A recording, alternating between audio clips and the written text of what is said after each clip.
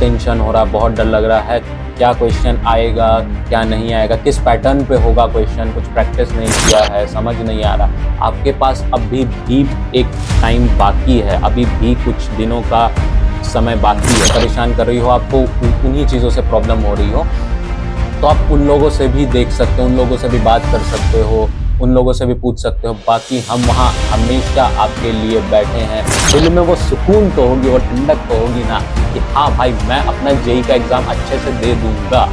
तो वेबजी में भी यानी WBJEE में भी इस बार 2025 में भी वॉरियर स्टडी कैब ने भी यही काम किया है। आप लोगों को बताना चाहूंगा कि उत्कर्ष सर भी यहीं पे हैं।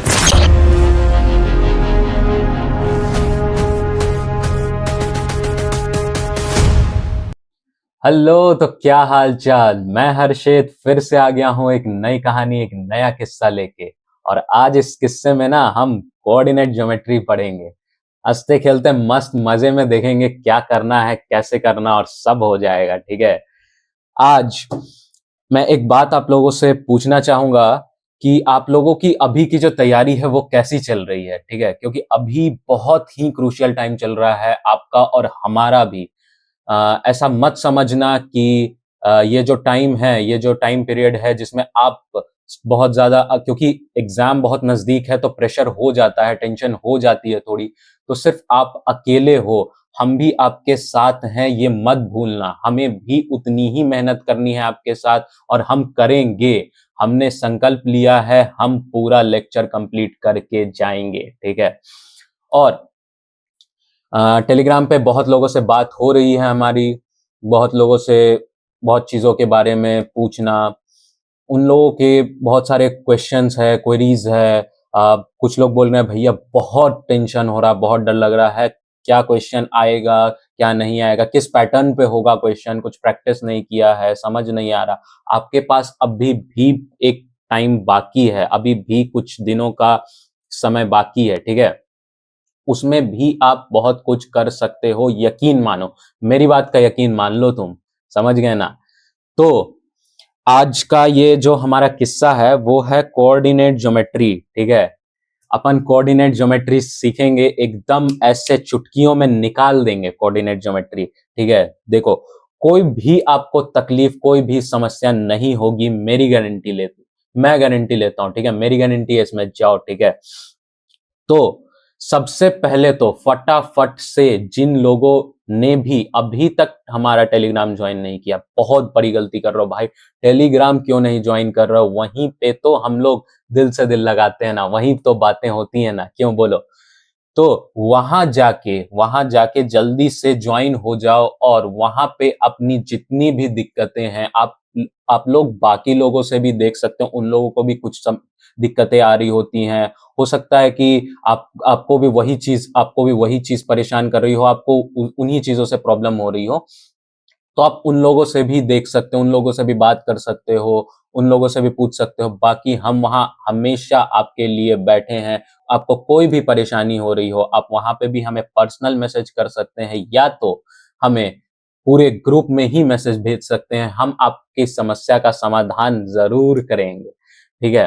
तो टेलीग्राम जरूर से ज्वाइन कर लो। और एक बात मैं आपको और बताना चाहूंगा कि अभी हम लोगों ने ना, ये बहुत क्रूशियल टाइम है भाई। ठीक है, ये बहुत ज्यादा क्रूशियल टाइम है, और अभी हम लोग ने इस क्रूशियल टाइम में आप लोगों के लिए बहुत ज्यादा बेनिफिशियल चीज लाया है। वो है आपका मॉक टेस्ट, जिसके लिए ना लोग पागल होते हैं। ठीक है। जेई की प्रिपरेशन की है आप लोगों ने? जरूर बताना कमेंट में। जेई की प्रिपरेशन में सबसे ज्यादा जो हेल्प करता है, आपका जो बैकबोन बन के आता है, वो क्या आता है? आपका मॉक टेस्ट आता है ना भाई।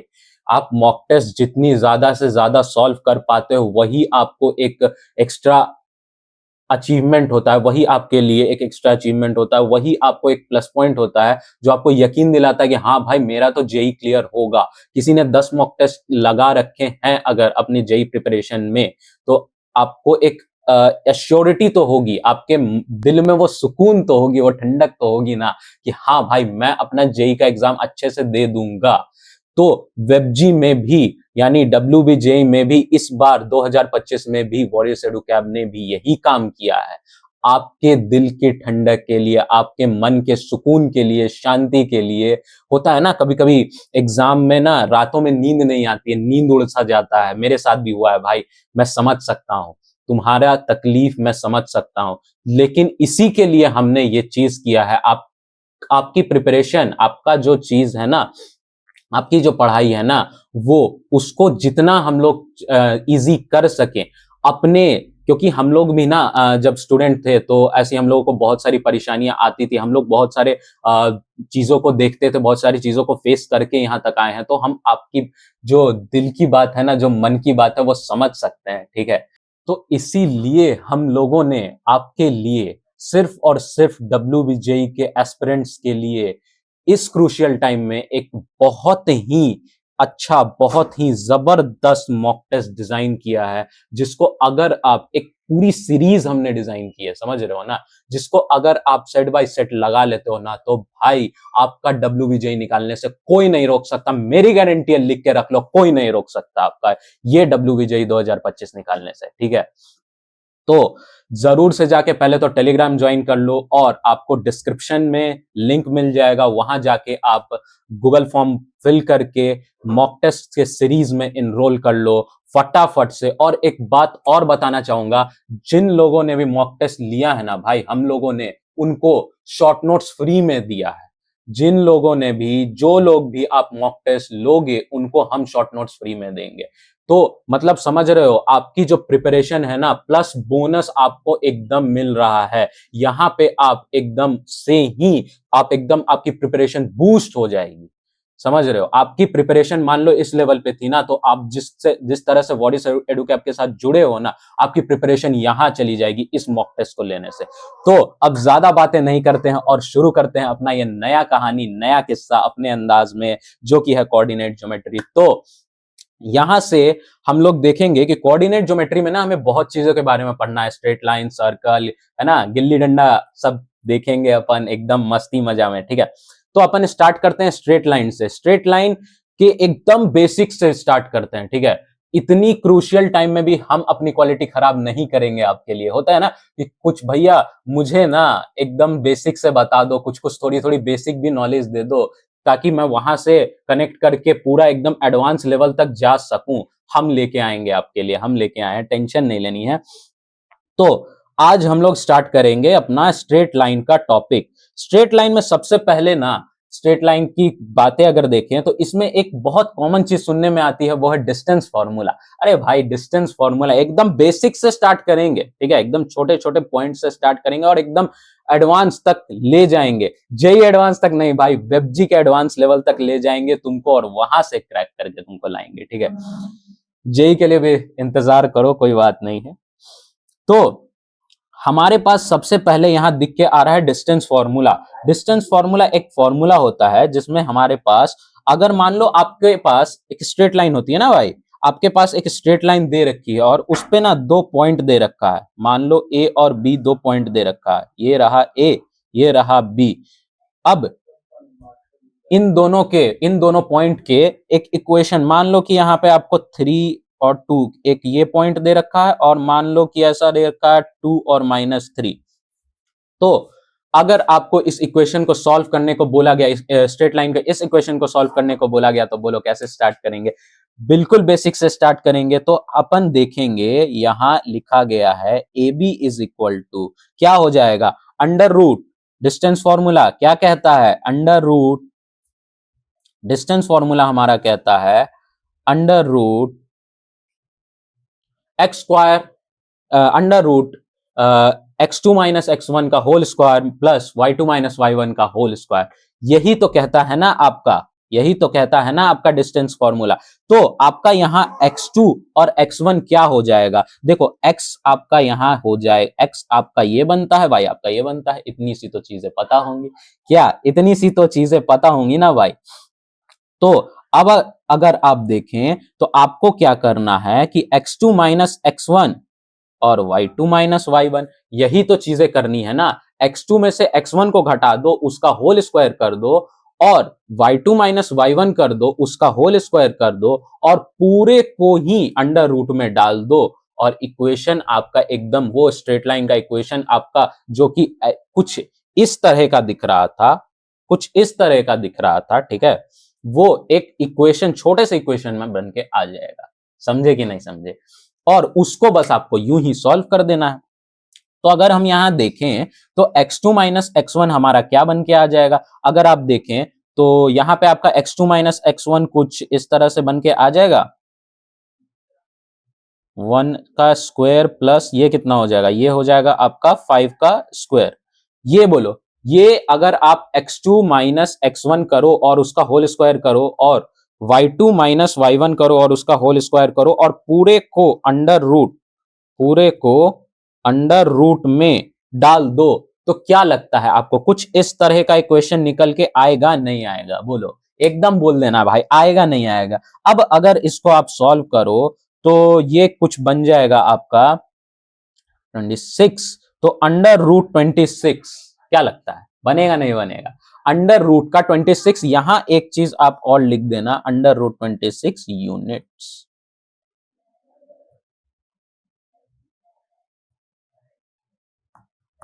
एकदम क्रिस्टल क्लियर। तो अपन ने एक बेसिक चीज देख लिया कि अगर आपके पास एक स्ट्रेट लाइन पे 2 पॉइंट दे रखा है और दोनों पॉइंट की इक्वेशन लिखनी है तो आप कैसे लिख लोगे। डिस्टेंस फॉर्मूला समझ लिया, बेसिक बेसिक चीजें हैं, बेसिक बेसिक चीजों से स्टार्ट करते हुए आगे चलते जाएंगे। अब हम देखेंगे ये सेक्शन फॉर्मूला। सेक्शन फॉर्मूला क्या होता है भैया? सेक्शन फॉर्मूला मेरे ख्याल से आपको पता होगा भैया, सेक्शन फॉर्मूला क्या होता है।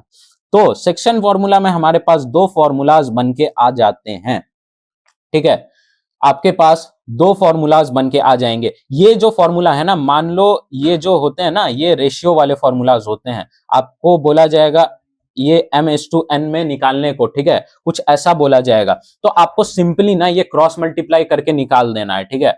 आपको सिंपली क्या करो ना, मान लो अगर आपके पास m/n का रेशियो दे रखा है और पॉइंट दे रखी है, तो आपको कुछ भी नहीं करना है। आपके पास यहां पे एक पॉइंट दे रखा है और यहां पे एक पॉइंट दे रखा है, तो आपको इसको सबसे पहले क्रॉस मल्टीप्लाई कर लेना है। क्या करना है? सबसे पहले ना क्रॉस में फॉर्मूला लिखना सिखा रहा हूं, ठीक है।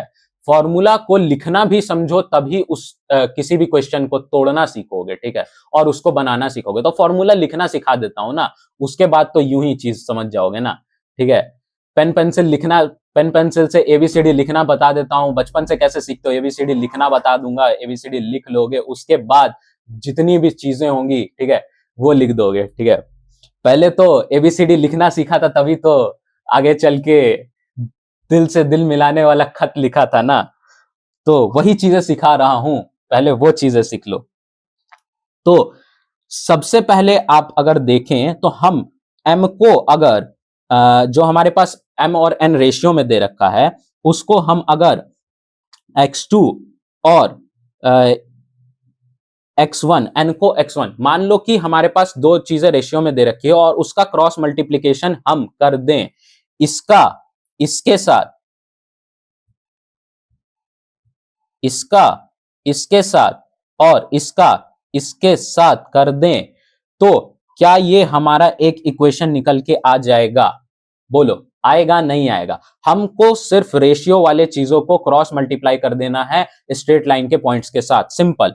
और जो हमारा रेशियो n होगा, हमारा m/n में क्योंकि रेशियो दे रखा है, तो जो हमारा n होगा उसको हमें फिर से, हम मान लो एक बार हमने x के जो पॉइंट्स हुए उनके साथ उनको क्रॉस मल्टीप्लाई कर लिया और y के जो हमारे पॉइंट्स होंगे हम उनके साथ एक बार क्रॉस मल्टीप्लाई कर लेंगे। समझ गए क्या? एक बार x के पॉइंट्स के साथ क्रॉस मल्टीप्लिकेशन कर लो, एक बार y के पॉइंट्स के साथ क्रॉस मल्टीप्लिकेशन कर लो, divided by m plus n। आपके जो रेशियो वाले सवाल दे रखे हैं ना, वो आपको इस तरह से निकल के आ जाएंगे, एकदम क्रिस्टल क्लियर। ओके, तो अब आगे देखते हैं। आगे क्या दे रखा है कि आगे भी आपको एक इसी तरह का एक नया सा लेकिन देखा देखा सा फॉर्मूला दिख रहा होगा, लेकिन ये जो सवाल है ना, ये आपको कुछ इस तरीके से आएंगे कि आपको जो ये पॉइंट है और ये पॉइंट तीनों ही दे रखेंगे। तो भैया निकालना क्या होगा? निकालना यहां पे जो होगा ना, आपको रेशियो पूछेगा। हमेशा जहां ऐसे वाले सवाल आते हैं ना जहां पे आपको तीनों कुछ सब कुछ दे रखा होगा, वहां पे आपको रेशियो निकालने को कहेगा। तो जब भी एक बात याद रखना कि जब भी रेशियो निकालने को कहे ना तो m/1 n को अज्यूम मत करना। हमेशा जब भी रेशियो निकालना रहे ना तो ये देखो, ये बहुत इंपॉर्टेंट हो जाता है कि उसे या तो k/1 अज्यूम कर लेना या तो तुम λ/1 अज्यूम करना। इससे क्या होगा ना कि तुम k या λ की वैल्यू निकाल दोगे और तुम्हारा आंसर पट से ऐसे निकल के आ जाएगा। क्या समझे? तो ये जो होते हैं ना, ये कुछ इस तरह के सवाल बन के आ जाते हैं आपके पास। ठीक है, अब आगे इसको एक एग्जांपल से लेके समझते हैं। आज का हमारा पहला सवाल लगाते हैं।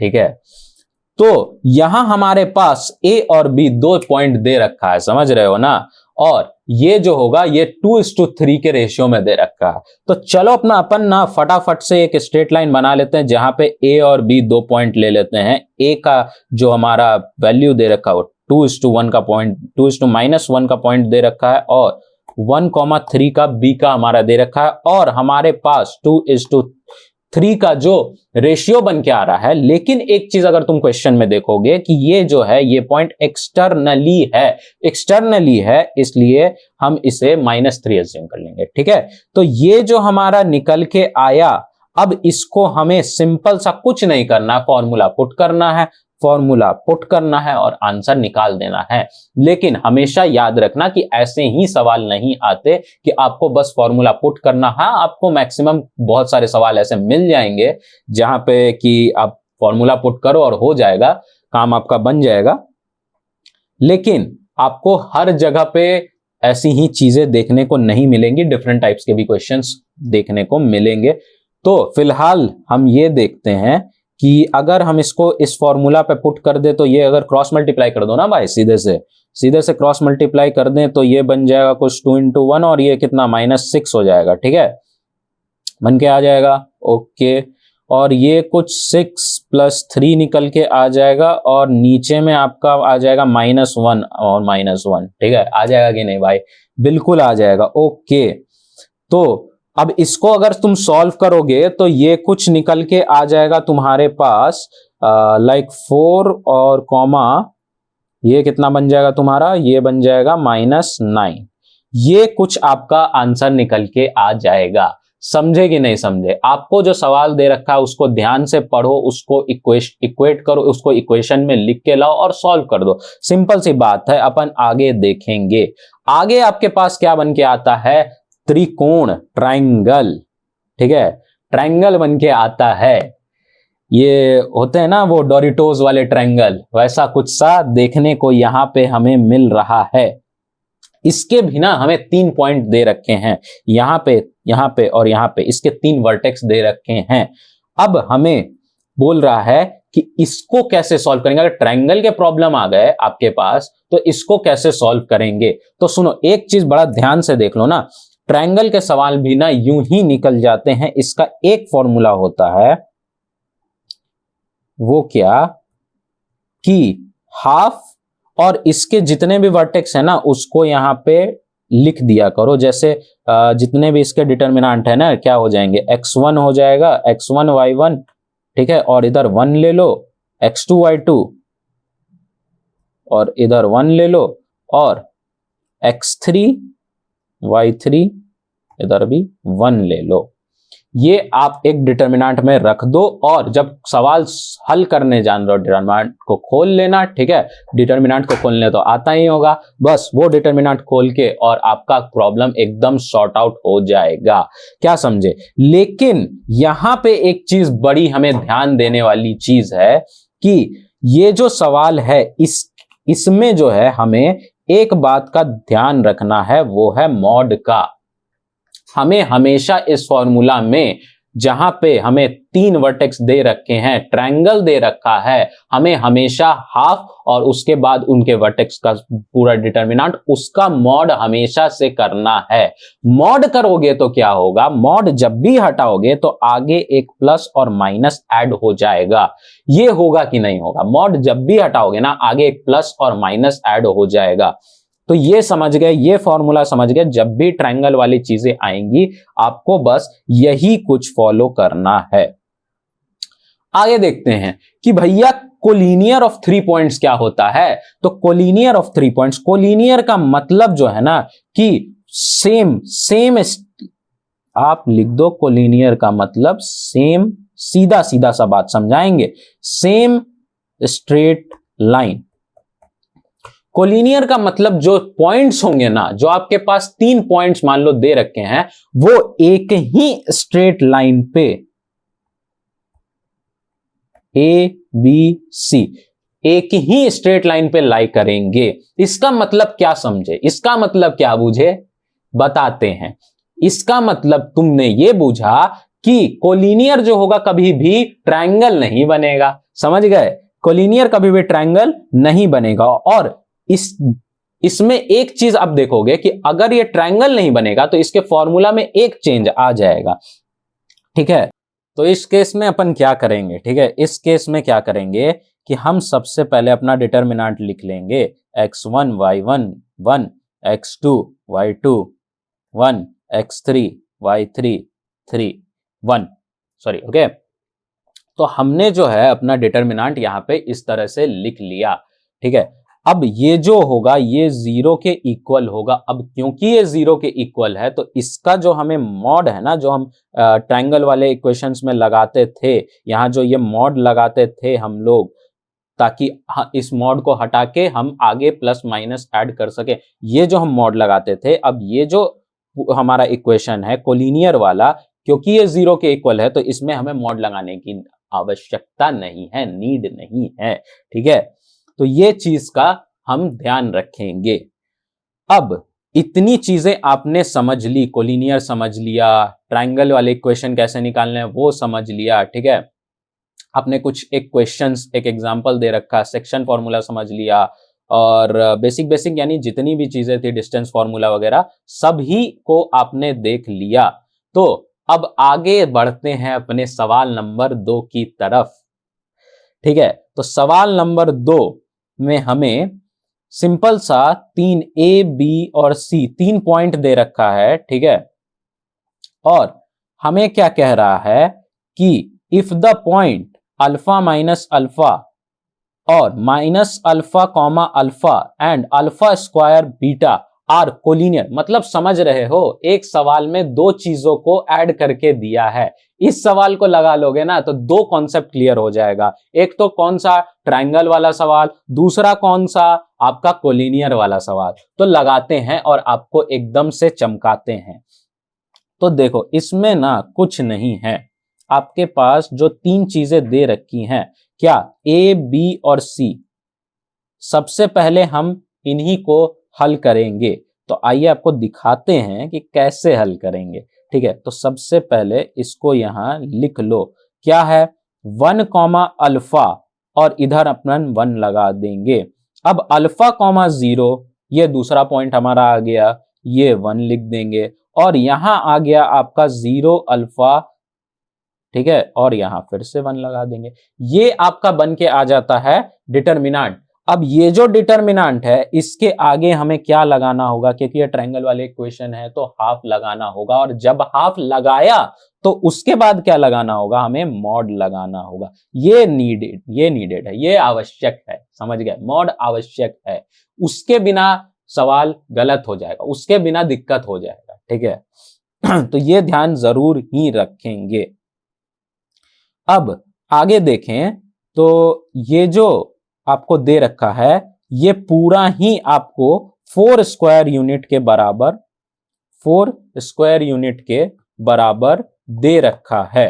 तो अब अगर हम एक काम करते हैं ना, सबसे पहले कि हाफ को इधर भेज देते हैं, तो क्या आ जाएगा आपके पास, अगर इस इक्वेशन को इधर भेज दिया तो आपके पास कुछ यूं बन के आ जाएगा। इसको मैं इधर कर देता हूं, ठीक है। आपके पास कुछ यूं इक्वेशन बन के आ जाएगा। एक काम करते हैं ना, इसे इधर ही सॉल्व करके आपको दिखा देते हैं। ओके, तो ये अगर आपने इधर भेज दिया तो आपके पास ये निकल के आ जाएगा प्लस माइनस का 8।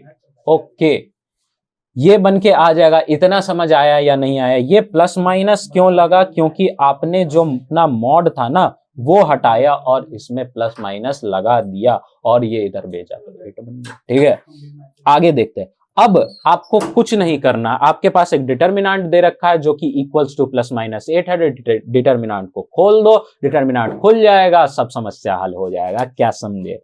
ठीक है, एकदम जोश के साथ काम करना है लेकिन होश नहीं खोना है। क्या समझे? तो ये बन के आ जाएगा आपके पास, अगर ये इस तरह से देखो तो 1 माइनस अल्फा, ठीक है, ये बन के आ जाएगा। ये समझ में आई बात? ये आपके पास बन के आ जाएगा 1 माइनस अल्फा, और यहां हो जाएगा आपके पास माइनस अल्फा। ये इस तरह से देखोगे तो आपके पास बन के आ जाएगा 1 माइनस अल्फा माइनस अल्फा, और अगर ये देख लोगे तुम तो 1, ये बन के आ जाएगा आपके पास अल्फा स्क्वायर। ठीक है, और ये जो होगा ये किसके बराबर होगा? ये प्लस माइनस 8 के बराबर होगा। ये आपको समझ गया होगा। बस आपने डिटर्मिनेंट को खोल दिया और कुछ नहीं करना है, समस्या को खोल दो एकदम से। ये अगर आप देखो तो ये आपके पास अल्फा स्क्वायर है और यहां आपके पास अल्फा स्क्वायर बन के आ रहा है। ठीक है, यहां आपके पास अल्फा स्क्वायर बन के आ रहा है और यहां आपके पास अल्फा है, तो ये तो कट जाएगा ना, ये तो कैंसिल हो गया, ये तो खत्म इसकी कहानी। अब आगे अगर देखें तो आपके पास क्या बचेगा? Minus alpha is equal two plus minus 8 बचेगा या नहीं बचेगा? बोल दे भाई। सो यहां पे आपको अल्फा की वैल्यू निकल के आ चुकी है। ठीक है, यहां पे आपको अल्फा की वैल्यू निकल के आ चुकी है, जो कि अल्फा आपका जो होगा वो आपका बन के आ जाएगा प्लस माइनस 8। ये आपको समझ आ गया होगा कि अल्फा आपको निकल गया। अब क्वेश्चन में एक और चीज ये कह रहा है कि आपके पास 3 पॉइंट और दे रखा है, ठीक है, जो कि कोलिनियर है। तो इसको अब अलग इक्वेशन पे सॉल्व करेंगे हम लोग, दूसरे वाले कोलिनियर वाले, इस वाले इक्वेशन पे जो हमारा है ना, इसको सॉल्व करना होगा। एक ही सवाल में 2 तरह के सवाल दे रखे हैं, दोनों को सॉल्व करेंगे और उसके बाद फाइनल आंसर निकालेंगे। एक सवाल लगाओ और 2 कॉन्सेप्ट चमकाओ। ठीक है, ये बढ़िया चीज है भाई। इसको साइड कर देते हैं। अब अपने को क्या निकालना है? अब अपन को सिंपल सा यहां पे कोलिनियर निकालेंगे, तो उसके लिए हमारे पास दे रखा है alpha minus alpha, alpha minus alpha, और इधर लगा दो 1। यहां पे दे रखा माइनस अल्फा अल्फा, और यहां लगा दो 1, और हमारे पास यहां अल्फा स्क्वायर और बीटा दे रखा है।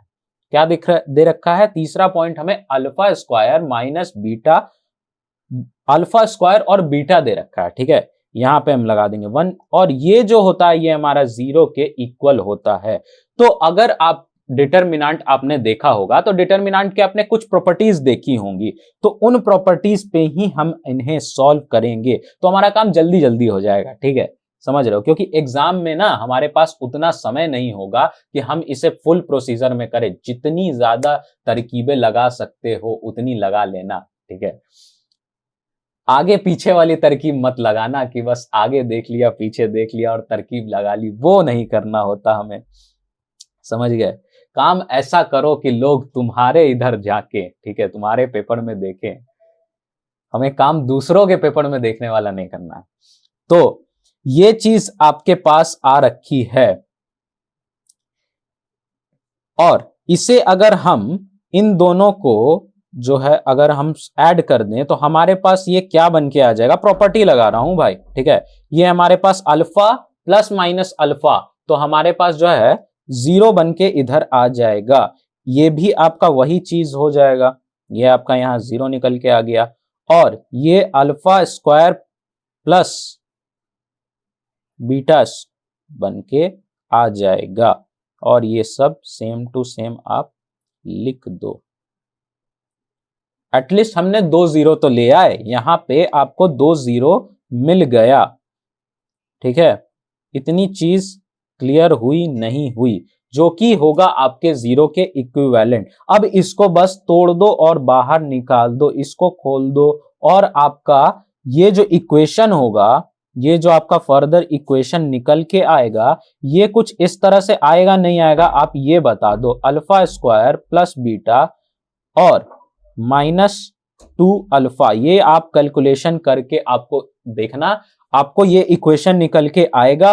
और अब आप एक बात ध्यान में दे दो कि आपके पास यहां पे अल्फा की वैल्यू जो है यहां पे +-8 दे रखी है, तो अल्फा जो है वो तो कभी 0 होने से रहा। ये जो आपका पोर्शन बच रहा है, ये जो आपका -2 अल्फा है, ये तो आपका 0 होने ही से रहा, ये तो 0 होगा नहीं। तो 0 हमें किसे बनाना पड़ेगा? Alpha square plus 8, alpha square plus beta, alpha square plus beta, ये जो हमारा पोर्शन बन के आ रहा है ना, इसे तुम्हें 0 बनाना होगा। ये 0 बन जाएगा तो हमारा इक्वेशन सुलझ जाएगा। ठीक है, एकदम सरल सुगम तरीके से बन जाएगा, सब कुछ समझ में आ जाएगा, एकदम बैठ जाएगा दिमाग में। तो ये देखना है हमें। ठीक है, तो हम इसे थोड़ा छोटा कर लेते हैं। ठीक है, ये चीजें बताना कि ये चीजें आपको कहीं दिक्कत कर रही हैं क्या? ये जो चीजें हैं, ये जो मैं ऐसे इधर ऐसा साइड में छोटा कर दे रहा हूं ना, कमेंट जरूर करना, सबका कमेंट मुझे दिखना चाहिए, कमेंट जरूर करना। ओके, तो देखते हैं कि अब हमारे पास अल्फा की वैल्यू है, हमारे पास एक इक्वेशन जो था वो क्या था, अल्फा स्क्वायर प्लस बीटा और -2 अल्फा, वो 0 के इक्वल था। ये 0 इक्वल होगा नहीं, इसे 0 कर देते हैं। तो अल्फा स्क्वायर प्लस बीटा अगर हम 0 ले लें तो बीटा की हमारी जो वैल्यू होगी वो क्या आ जाएगी, -alpha square is equal to -64। ये होगा या नहीं होगा? माइनस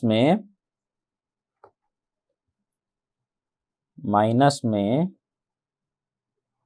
64, ये होगा या नहीं होगा? ये समझ आ रही है बात? नहीं आ रही है। ठीक है, ये समझ में आया, ये चमक गया।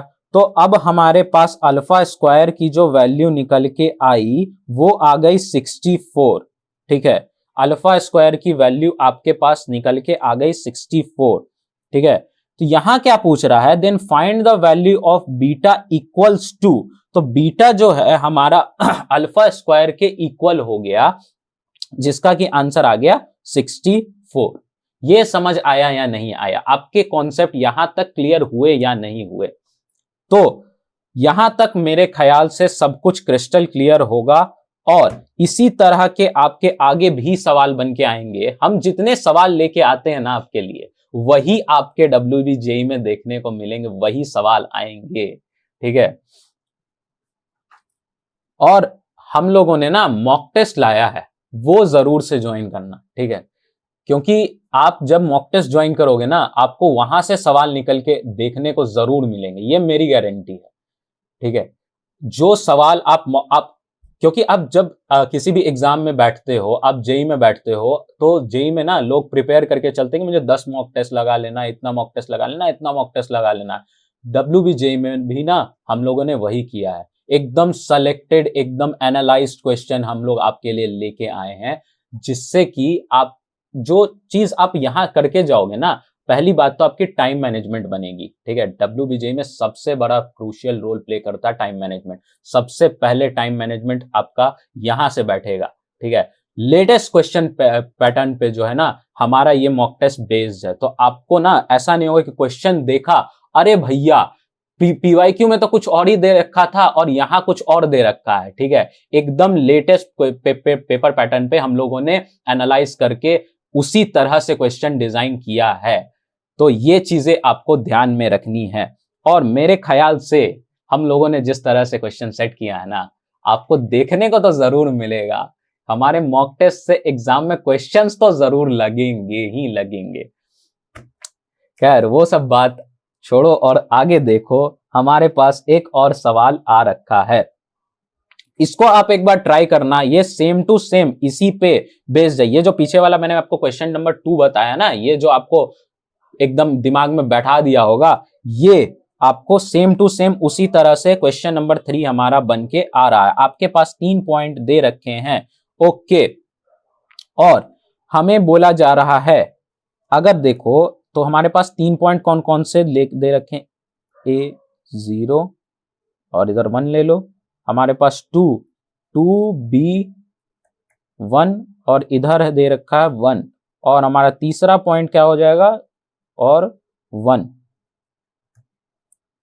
ठीक है, ये आपके पॉइंट दे रखे हैं। अब क्योंकि ये एक ट्रायंगल का इक्वेशन है, हम इसमें ये चीज जरूर लगाएंगे, और ये जो पूरा इक्वेशन होगा वो होगा 1 के इक्वल। ठीक है, 1 स्क्वायर यूनिट के इक्वल। तो अगर हम इसे इधर भेजें तो ये कितना बन के आ जाएगा, हमारा इक्वेशन कुछ इस तरीके का बन के आ जाएगा। सिंपल सी बात है, डिटरमिनेंट को खोल दो, समस्या को खोल दो, समाधान यूं ही निकल के आ जाएगा। ये निकल लेंगे हम लोग 2b और 1 1 1 1। ठीक है, इतना समझ गए। अब ये जो होगा हमारा, ये जो इक्वेशन बन के आएगा हमारे पास, इसको मैं आपके लिए साइड कर देता हूं। ओके, ये जो चीज आपके पास बन के आएगी वो ±2 के इक्वल होगा। ये बुझे कि नहीं बुझे, ठीक है, ये बुझ गए होगे मेरे ख्याल से, ये समझ आ गया होगा मेरे ख्याल से। तो अब इसको सिंपल है ना, इसको डिटरमिनेंट को, अपने डिटरमिनेंट को खोल दो। ठीक है, अब ये किस तरह से खुल जाएगा, तो अगर यहां पे हम देखें तो a के रेस्पेक्ट में ये क्या आ जाएगा, 2b + 1। ठीक है, और ये -b बन के आ जाएगा, प्लस यहां आपको अगर देखो तो ये क्या बन के आ जाएगा, 1 1 और b का स्क्वायर बन के आ जाएगा। ओके, ये जो होगा ये हमारा ±2 के इक्वल होगा। ठीक है, इतनी बातें समझ आई या नहीं आई ये बता देना। हमें यहाँ पे ना एक चीज आप गौर करना कि हमें यहाँ पे sum of all possible values of A पूछ रहा है, कि हमारे पास जो है ना ए के कितने पॉसिबल वैल्यूज बन के निकलेंगे उन्हें बताना है। यानी क्या निकालना है, समेशन ऑफ ए निकालना है। यानी क्या निकालना है, समेशन ऑफ ए निकालना है। तो ये आपका जो इक्वेशन है, जब आप इसे आगे फर्दर सॉल्व करोगे तो ये कुछ बन के ये कितना आपका बन जाएगा, ये इधर आप ले लो तो ये बन के आ जाएगा b + 1 और ये b² = ±2। अब आप एक काम करो कि यहां से ना a की वैल्यू आप निकाल लो, यहां से एक काम करो a की वैल्यू निकाल लो। सबसे पहले फटाफट से a की वैल्यू निकाल लेंगे। ठीक है, समझ रहे हो, बताना जरूर कमेंट में। बहुत दिनों बाद आपसे मुलाकात हुई है, अभी तो हमारा ही सिलसिला चलेगा, और मानस सर का लेक्चर तो जा ही रहा होगा, एकदम खूब मौज मचा ही रहे होंगे। बहुत दिन बाद आप लोगों से मुलाकात हुई है, और गूगल मीट ज्वाइन कर रहे हो या नहीं कर रहे हो ये भी जरूर बताना।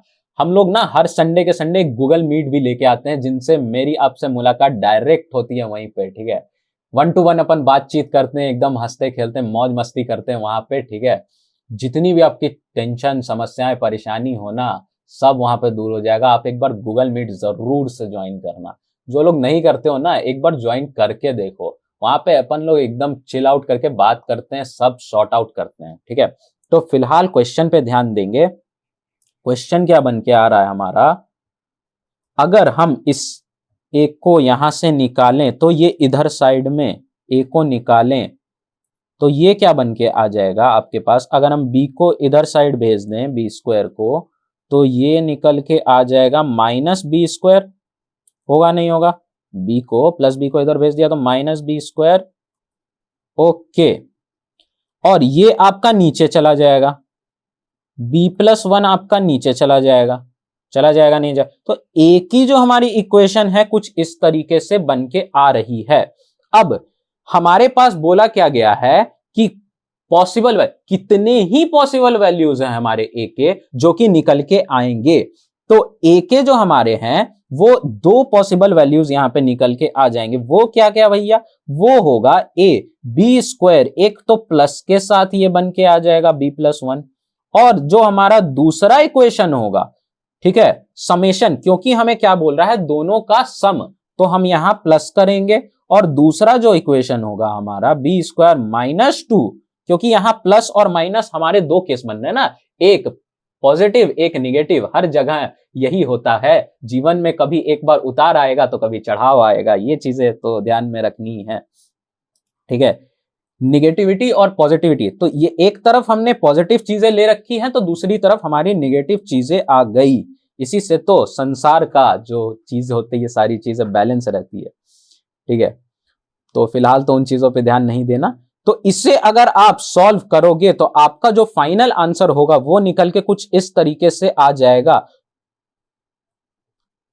b+1, नीचे आ जाएगा आपका b+1, ऊपर -2 b स्क्वायर निकल के और नीचे b+1, ठीक है। तो आपका जो फाइनल आंसर होगा वो कुछ इस तरीके का निकल के आ जाएगा, जितने आपके पॉसिबल वैल्यूज है उनको आपने जोड़ दिए। तो ये भी सवाल आपके समझ आए या नहीं आए, ठीक है, आपको दे रखा था यह सवाल बनाने को, बातों बातों में हमने ही कर दिया। ओके, सो इतना तक क्लियर है। अब आगे देखते हैं। आगे आपके पास बन के आता है area of quadrilaterals. Area of quadrilaterals, तो भैया ये क्वाड्रिलेटरल वाले क्वेश्चन कैसे सॉल्व होंगे? ये भी सॉल्व होगा, ये भी समझ आएगा। पहले तो देख लो कि क्वाड्रिलेटरल इस टाइप की चीजों को कहते हैं। अरे भैया इतना बेसिक तो पता है, तो ठीक है। क्वाड्रिलेटरल के पास हमें अगर हम देखें तो हमारे पास इस क्वाड्रिलेटरल में 4 वर्टेक्स दे रखे हैं। ये दे रखा है हमारे पास PQRS, ठीक है। इनमें अगर हम देखें ना, तो यहाँ जो क्वाड्रिलेटरल वाले जो सवाल होते हैं ना, उनमें ना लोग एक चीज गलती करते हैं। आप लोग एक बहुत बड़ा ब्लंडर कर देते हैं। क्या? वो क्या कि आप लोग ना इसको पहले तो इस तरह से डिवाइड कर देंगे और दो इक्वल जो ट्रायंगल्स होते हैं ना उसमें डिवाइड कर देंगे। उसके बाद दोनों का एरिया, जैसा कि हमने ट्रायंगल वाले एरिया में देखा, एरिया ऑफ ट्रायंगल हमने निकालना सीखा ना, उन दोनों का एरिया निकालोगे और उसके बाद दोनों को कंबाइन करोगे और तब आपका क्वाड्रिलेटरल का निकलेगा। ये एक सही तरीका है, ठीक है, लेकिन एक लॉन्ग प्रोसेस है, ठीक है। वेबजी में हमारे पास इतना टाइम नहीं होता WBJ के एग्जाम में कि हम बैठ के इतना लंबा सवाल, एक सवाल पे इतना ज्यादा टाइम दे दें। तो हम ना इसे एकदम एक चुटकी में सॉल्व करेंगे। कैसे? हमने यहाँ पे इसे एक फॉर्मूला के अंदर कंसाइज कर दिया। ये फॉर्मूला आप लगाओगे और सब हो जाएगा। ये फॉर्मूला जो है हर एक क्वाड्रिलेटरल पे आपके वर्क करेगा ही करेगा, ठीक है। तो आपके पास जो ये क्वाड्रिलेटरल दे रखा है ना, इसमें आपके पास x1 y1 x2 y2 x3 y3 और x4 y4 दे रखे होंगे। उसी का आपको एरिया निकालना होगा। तो बस कुछ करना नहीं है, आपको सिंपल फॉर्मूला पे पुट करो और निकाल दो, सब हो जाएगा। कैसे होगा? तो एक एग्जांपल लेके देखते हैं, ठीक है।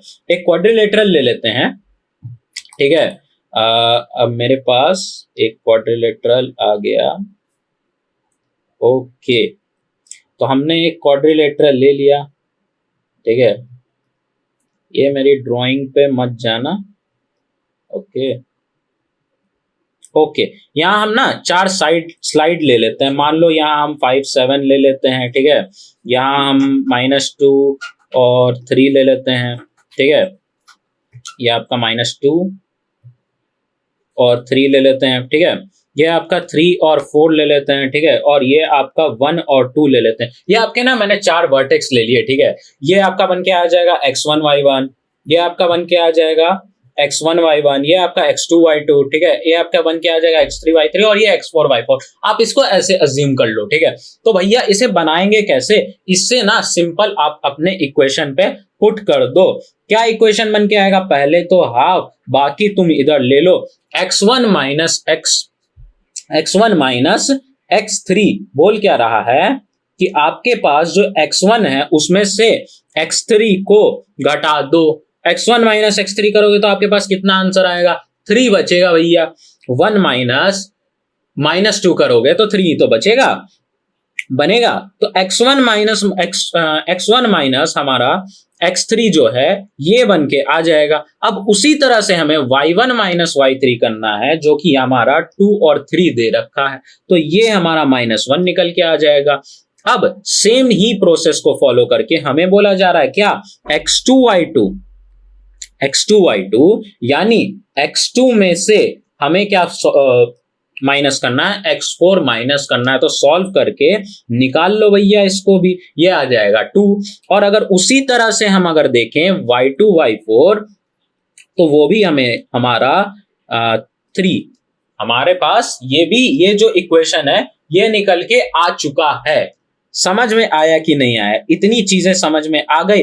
अब इसको क्रॉस मल्टीप्लाई कर दो और आपका आंसर निकल के आ जाएगा। सिंपल। तो इसका आंसर क्या बन जाएगा? इसका आंसर कुछ बन जाएगा 11/2 स्क्वायर यूनिट्स। समझ में आई? देखा, ये जो आप लोग करते थे ना कि क्वाड्रिलेटरल को बीच से काट दो, दो ट्रायंगल बना दो, दो ट्रायंगल को अलग अलग सॉल्व करो, उसको फिर निकालो उनका आंसर, उनको फिर कंबाइन करके तब क्वाड्रिलेटरल निकालो।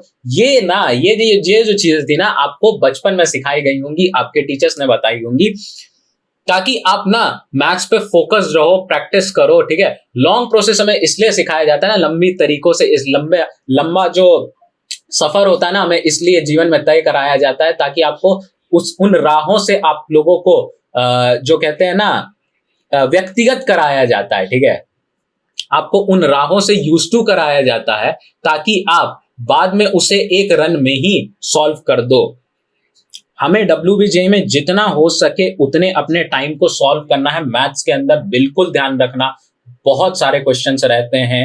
ठीक है, कुछ क्वेश्चंस आपको टफ लगेंगे, कुछ क्वेश्चंस आसान लगेंगे, लेकिन हमें कोशिश करना है कि जितने हमारे एक गो में निकल के आ रहे हैं, जितने हमारे एक बार में पॉसिबल निकल के आ रहे हैं, समझ आ जा रहे एक क्लिक में, उन्हें सबसे पहले खटाखट लगाते जाना है। सिंपल सा बेसिक सा क्वेश्चन, बेसिक सा एग्जाम ट्रिक। तो ये आपका बन के आ जाएगा एरिया ऑफ क्वाड्रिलेटरल, पूरा आपका इस फॉर्मूले पे सॉल्व हो जाएगा। ये समझ आया होगा। ठीक है, अब आगे देखें तो आगे हमारे पास ये क्या दे रखा है? ये दे रखा है 4 most important point, not only important points of quadratic equation. ठीक है, coordinate geometry, sorry, most important points. ठीक है, मोस्ट इंपॉर्टेंट। इनमें आपको कहीं ना कहीं आपने अगर पढ़ा हो कोऑर्डिनेट ज्योमेट्री पहले भी कभी, तो कभी ना कभी आपने पढ़ा होगा कि सेंट्रॉइड कुछ सा होता है भैया, इन सेंटर कुछ होता है, ऑर्थो सेंटर और सरकम सेंटर कुछ ना कुछ तो होता है। ये चारों आपने कहीं ना कहीं सुना होगा, बिल्कुल, ये बताना जरूर। तो इन जो सवाल है ना, इन सब जैसे ये जो 4 पॉइंट वाले सवाल है ना, इनमें लोगों को दिक्कतें आती हैं कि भैया सेंट्रॉइड निकालने को बोल दिया, इन सेंटर, ऑर्थो सेंटर, सरकम सेंटर, तो इसमें फंस गए थे। ठीक है, आज के बाद नहीं फंसोगे, मेरी गारंटी है। ऐसा समझाऊंगा ना, ऐसा पकड़ बना दूंगा ना इस पे, कि आज के बाद, ये वीडियो देखने के बाद कहीं और कोई वीडियो देखने की जरूरत नहीं पड़ेगी इन 4 पॉइंट से रिलेटेड। ठीक है, और बाकी चीजें तो हैं ही। तो ये जो है, अगर हम सेंट्रॉइड की बात करें, तो सेंट्रॉइड जो हमारा है, अगर इसका पॉइंट ऑफ इंटरसेक्शन देखें, तो वो हमारा पॉइंट ऑफ इंटरसेक्शन कहां लेके आता है? मीडियन पे। कहां बनता है? मीडियन पे। हमारा जो सेंट्रॉइड का पॉइंट ऑफ इंटरसेक्शन है हमेशा मीडियन पे बनेगा। अब भैया मीडियन क्या होता है? भैया मीडियन जो होता है, मैं बताता हूं। एक ट्रायंगल को उसके वर्टेक्स और उसके साइड के मिड पॉइंट से, जो कि उसको इक्वल हाफ में डिवाइड करे, उसको कंबाइन कर दो, वो आपका एक मीडियन होता है। ये आपका एक मीडियन होता है। ओके, समझे? ये तुम्हारा एक मीडियन हो जाएगा। अब इन ऐसे, क्योंकि एक ट्रायंगल है ना, तो ऐसे मिड पॉइंट के इंटरसेक्शन को, जहां पे इंटरसेक्शन आपका होगा, जहां पे कटेगा मीडियन, वहीं पे आपका सेंट्रॉइड बनेगा। उसी को तो कहेंगे सेंट्रॉइड। तो point of intersection of median is known as centroid. Simple सी बात हो गई, एक लाइन में बात हो गई। टेबल याद रखना जरूर से एकदम। अब बात करते हैं इन सेंटर की। तो इन सेंटर का पॉइंट ऑफ इंटरसेक्शन क्या होगा? तो ये याद रखना, इंटीरियर, हमेशा इंटीरियर एंगल बाइसेक्टर होता है। क्या होता भैया? इन सेंटर का पॉइंट ऑफ इंटरसेक्शन हमेशा इंटीरियर एंगल बाइसेक्टर होता है। समझ गए?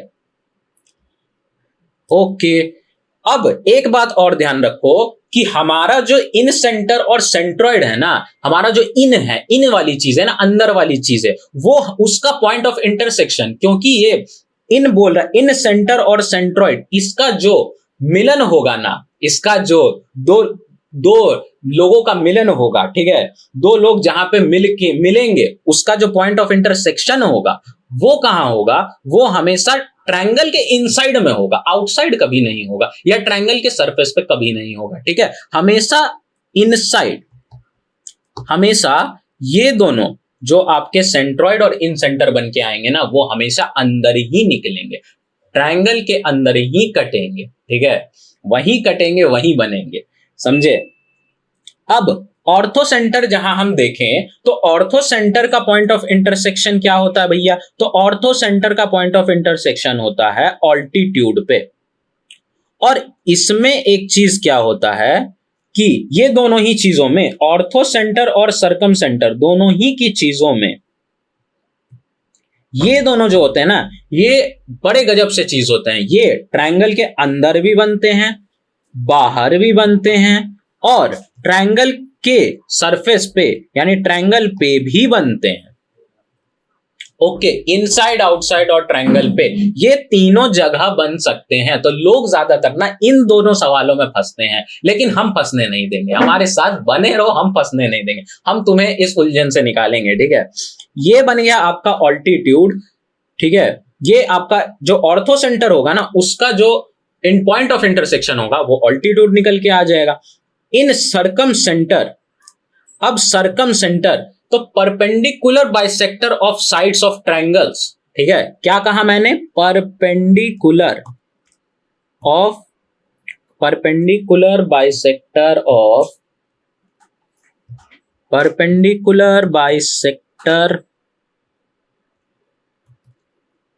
ऑफ साइड्स, इसका पॉइंट ऑफ इंटरसेक्शन हमारा सरकम सेंटर कहलाएगा। परपेंडिकुलर बाइसेक्टर ऑफ साइड्स, जहां पे मिलेंगे, जहां पे कटेंगे, वहीं हमारा सरकम सेंटर निकल के आएगा। अभी हम इन चारों पॉइंट्स को, हम यहीं तक नहीं रुकेंगे, अभी हम इन चारों पॉइंट्स को एक एक करके समझेंगे, ठीक है, एकदम सरल सुगम तरीके से सब समझा देंगे। एक बात बड़ी और करना कि कभी कभी ना सेंट्रॉइड को यूं लिख के दे देता है जी, क्योंकि सेंट्रॉइड को हम शॉर्टकट में जी कहते हैं, इन सेंटर को हम शॉर्ट में आई कहते हैं, ऑर्थो सेंटर को एच कहते हैं, लेकिन सरकम सेंटर धोखा दे देता है। कैसे भैया? इसके दो दो नाम होते हैं। दो दो नाम कहां होते हैं? सी और ओ, ये दो नामों से जाना जाता है। सवाल में आपको यहां से कंफ्यूज करेगा, ठीक है, लेकिन हम कंफ्यूज ना होने वाले, इस टेबल को अगर आप दिमाग में रख लोगे तो कहीं भी नहीं फंसोगे, ये बात याद रखना, समझ गए? सरकम सेंटर, सरकम सेंटर जो होता है उसे हम सी के नाम से भी जानते हैं और ओ के नाम से भी जानते हैं, ठीक है। तो ये बात अपने दिमाग में रख लेना, इस टेबल को याद कर लेना है हमें। आगे बढ़ते हैं भैया, एक एक पॉइंट को हम लोग डिटेल में बात करेंगे। यहां से क्वेश्चन लड़ते हैं, यही फंसते हैं, लेकिन यहां से क्वेश्चन लड़ेंगे और हम लड़के बाहर निकलेंगे, क्योंकि हम ना योद्धा हैं। वॉरियर शेडो कैप पे ना आप योद्धा हो, योद्धा, ठीक है। और यहां से ना पढ़ के हम लोग सब निकालेंगे एकदम। तो आगे हमारे पास सबसे पहला पॉइंट अपना सरकम सेंट्रॉइड उठा लेंगे, सबसे पहले अपना सेंट्रॉइड उठा लेंगे, ठीक है। सेंट्रॉइड मैंने क्या बोला कि पॉइंट ऑफ, जहां पे मीडियन का पॉइंट ऑफ इंटरसेक्शन हो, point of intersection of medians, वहां आपका बन के आएगा क्या? सेंट्रॉइड। तो सेंट्रॉइड कहां बन के आएगा भैया?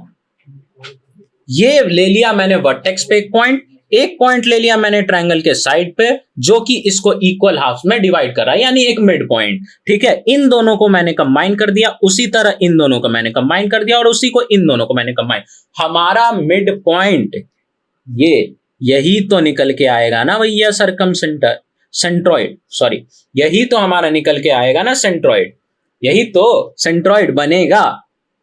अब इस टाइप के इक्वेशन को अगर हमारे पास इस टाइप के सवाल दे रखे हैं, तो इसको निकालने के हमारे पास क्या तरीके होंगे? इसको निकालने के लिए भी फॉर्मूला है ना भाई, इस पे बैठाएंगे सब निकल जाएगा। और सेंट्रॉइड ना सबसे आसान होता है। आप जो हमारे पास x के पॉइंट दे रखे हैं उनको ले लो और डिवाइडेड बाई 3 यानी उसका एवरेज निकाल लो, और y के जो पॉइंट दे रखे हैं, y के जो पॉइंट दे रखे हैं उनको ले लो y1 plus y2 plus y3 कर दो, उनका एवरेज निकाल दो, निकल जाएगा, सब निकल जाएगा, हो गया, कहानी खत्म। समझ गए?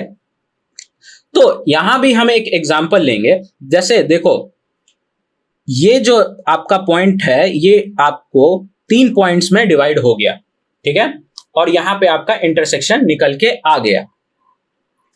आपके पास 3 वर्टेक्स दे रखे हैं, समझ गए? इतना समझ गए, ठीक है। आगे अगर इसकी बात करें तो आगे हमारे पास प्रॉपर्टीज निकल के आती हैं, ठीक है। हमारे पास सेंट्रॉइड के बारे में जान लिया, अब उसके बारे में उसकी प्रॉपर्टीज भी देख लेते हैं। ज्यादा नहीं है, सिर्फ 2 पॉइंट है।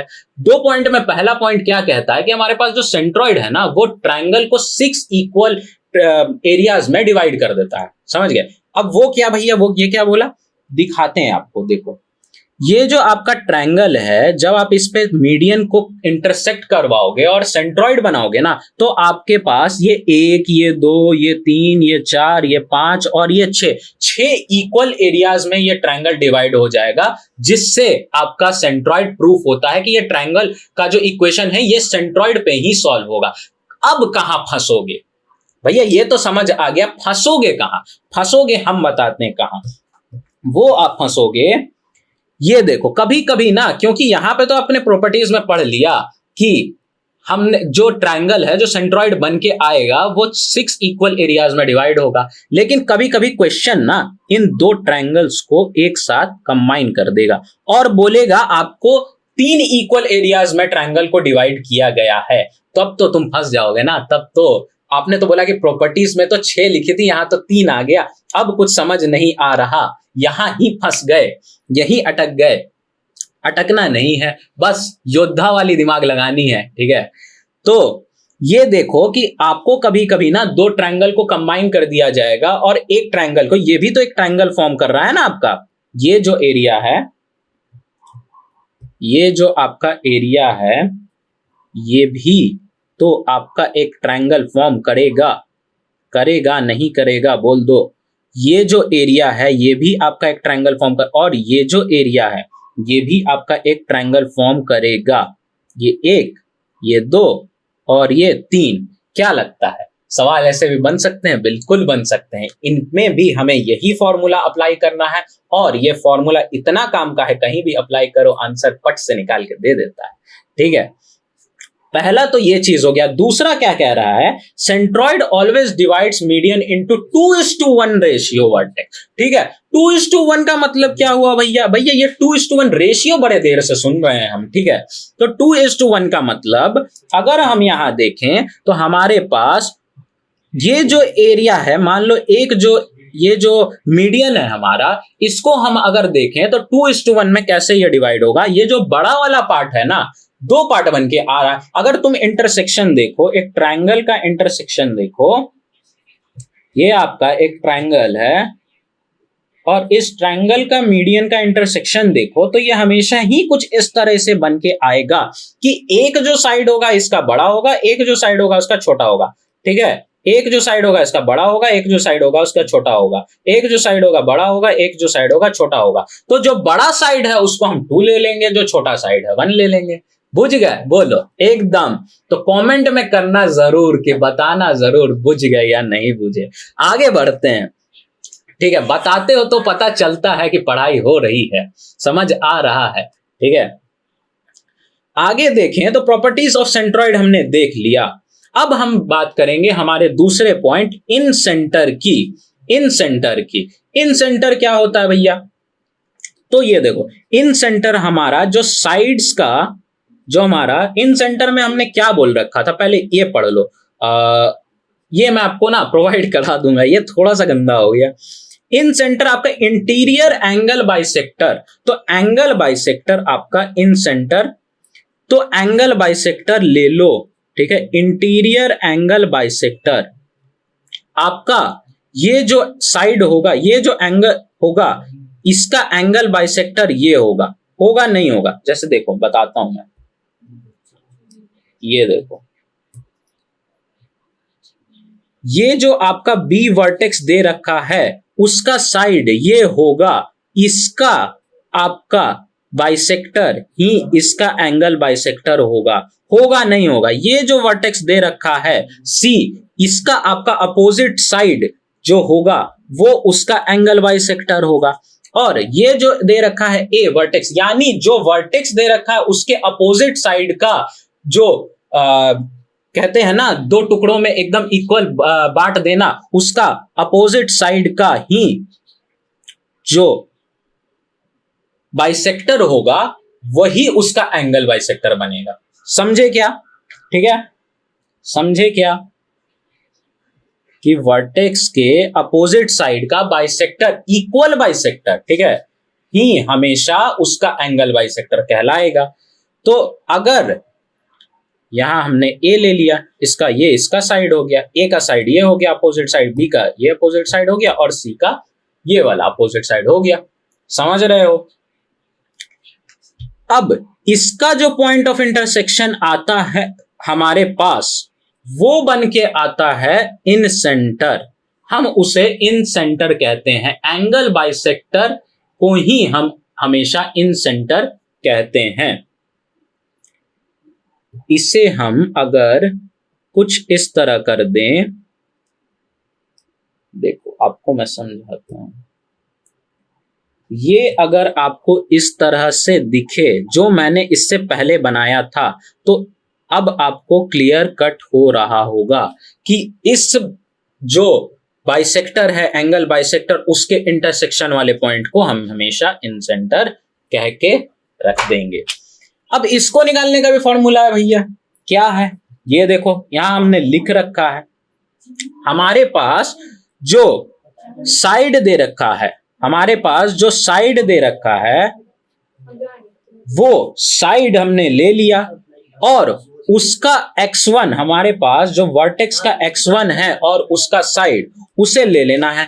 a इंटू x1 मतलब हमारा जो साइड है वो इंटू वर्टेक्स का x1, हमारा जो b जो साइड है वो इंटू x2, हमारा जो c जो वर्टेक्स का साइड है c इंटू x3 वर्टेक्स का x3, ये ले लेंगे और y के साथ भी वही कर लेंगे, ठीक है। और नीचे में क्या करेंगे, a प्लस बी प्लस सी यानी साइड्स का सम कर देंगे। a प्लस बी प्लस सी यानी छोटा वाला a प्लस बी प्लस सी, समझ रहे हो? छोटा वाला यानी साइड्स जो हमारे पास बन के आ रही है। समझ गए? इतनी चीजें आपके पास क्रिस्टल क्लियर होंगी। अब नोट में क्या लिखा है कि incentre is equidistance from all three sides. Incentre जो होता है ना, हमारा जो इन सेंटर निकल के आता है वो ऑल थ्री साइड से इक्विडिस्टेंस होता है, यानी ये जो होगा हमारा इसके इक्वल और ये जो होगा हमारा इसके इक्वल, यानी तीनों जो लकीरें हैं वो बराबर हैं, ठीक है। वो तीनों एक ही जगह पे बन के आ रहे, और अगर इस तरह से तीनों अगर इसकी लकीरें बन के आ रही हैं इक्वल, तो हम अगर यहां पे एक सर्कल फॉर्म कर दें तो क्या ये सर्कल फॉर्म होगा? बिल्कुल होगा, ठीक है।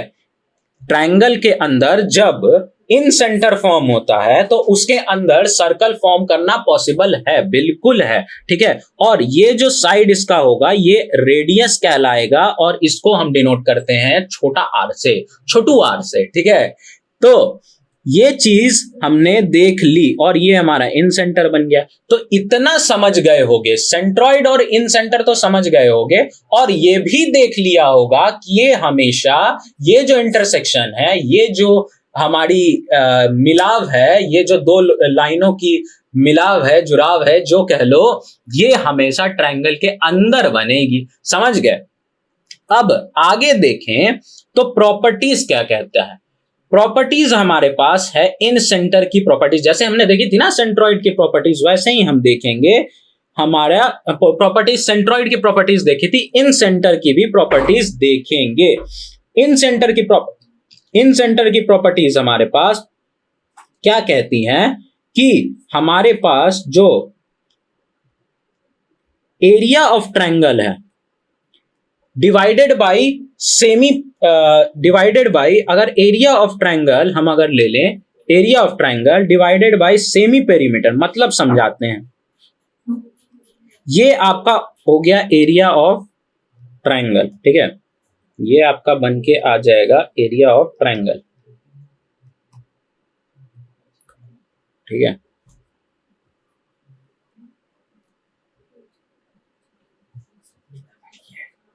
एरिया ऑफ ट्रायंगल, ठीक है, इसको इधर लिख देता हूं।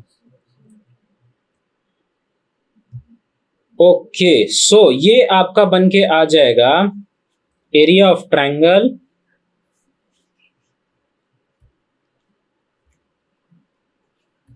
डिवाइडेड बाय एस, मतलब सेमी पेरीमीटर,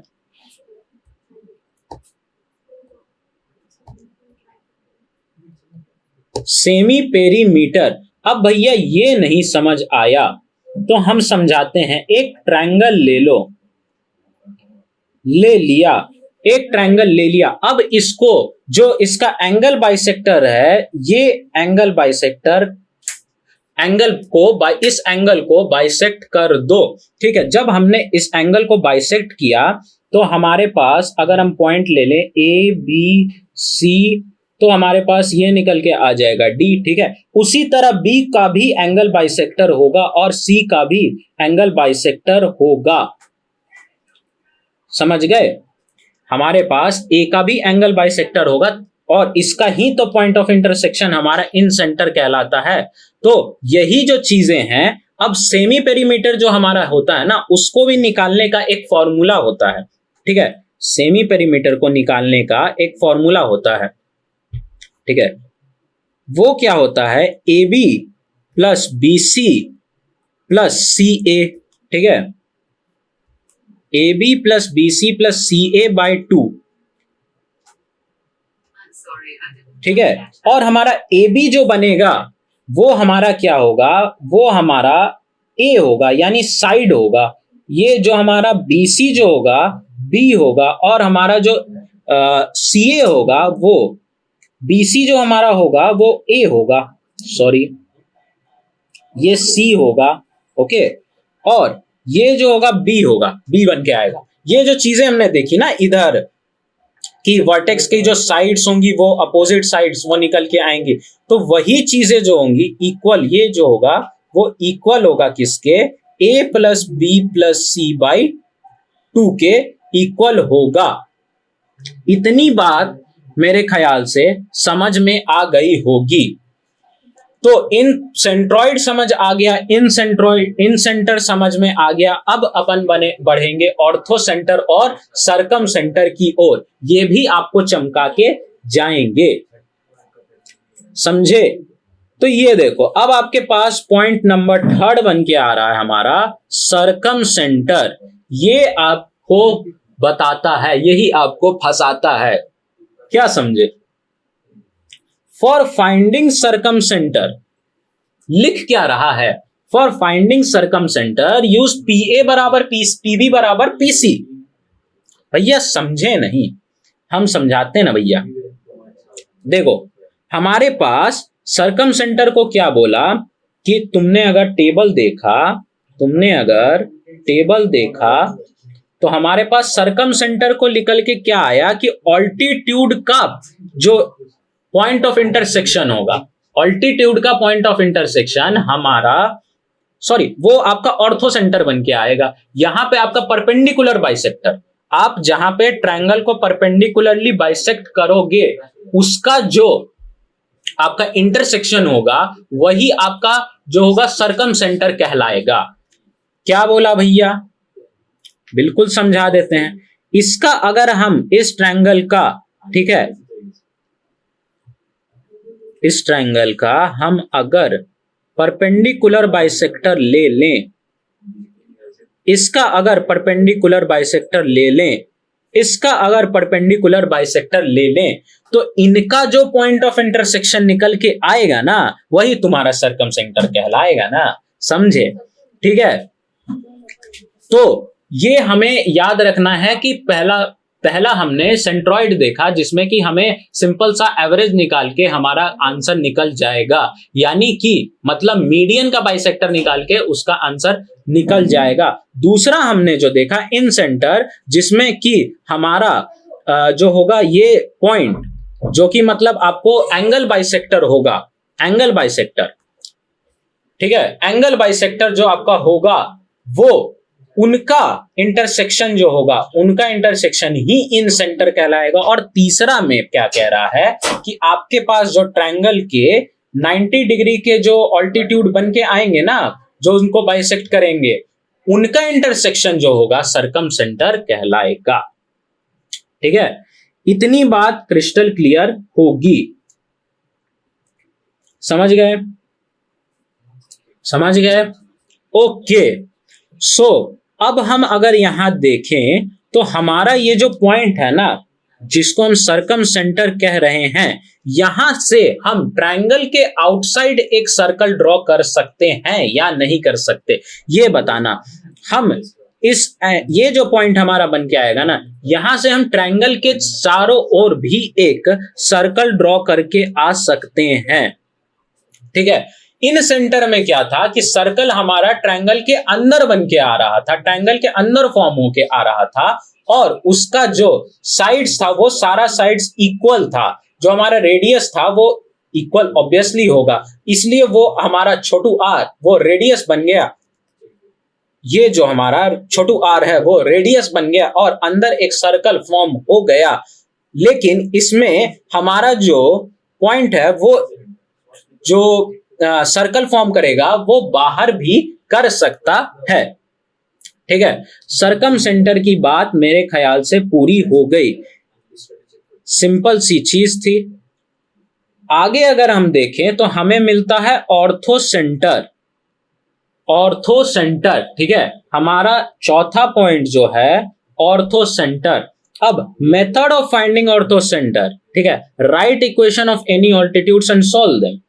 क्या कहा भैया, किसी भी ऑल्टीट्यूड का इक्वेशन लिखो। क्या कह रहा है, right equation of any altitude, altitude का किसी भी ऑल्टीट्यूड का इक्वेशन लिखो, उसको सॉल्व कर दो, आपका ऑर्थो सेंटर निकल जाएगा।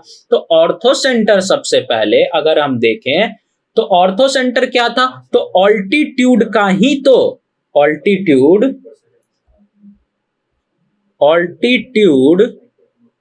का ही तो इंटरसेक्शन था, ऑल्टीट्यूड का ही तो इंटरसेक्शन कहलाता था हमारा ऑर्थो सेंटर। तो इसके अगर ऑल्टीट्यूड्स बना लें,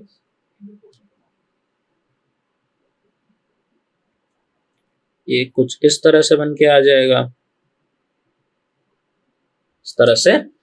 तो हमने अपने ट्रायंगल के ऑल्टीट्यूड्स का इंटरसेक्शन करवाया और जहां इसका इंटरसेक्शन निकल के आता है ना, वहीं हमारा एच फॉर्म हो जाता है, यानी ऑर्थो सेंटर फॉर्म हो जाता है। अब इसको सवालों में भी लगाएंगे, अभी तो बातों बातों में बात हुई है, इनको सवालों में भी लगाएंगे और पूरा समझाएंगे। ठीक है, इतनी चीजें जो बेसिक वो जो टेबल थी उतनी तो चीजें आपको इनमें निकल के आ गई होंगी। ठीक है, अब हम कुछ स्पेशल केसेस देखते हैं। स्पेशल केसेस क्या भैया, यहां से भी बहुत ज्यादा क्वेश्चंस बन के आते हैं। ठीक है, लेकिन हमें पूरी तरह से इस पे डिपेंडेंट नहीं हो जाना है। ठीक है, जैसे आप लोग पीवाईक्यू सॉल्व करते हैं तो पूरी तरह से पीवाईक्यूज पे डिपेंडेंट मत हो जाओ। बार बार कह रहा हूं, बार बार समझा रहा हूं, पूरी तरह से पीवाईक्यूज पे हमें डिपेंडेंट नहीं होना है। हमें और भी एक्स्ट्रा क्वेश्चन सॉल्व करने हैं, मॉक टेस्ट लगा के ही जाना है।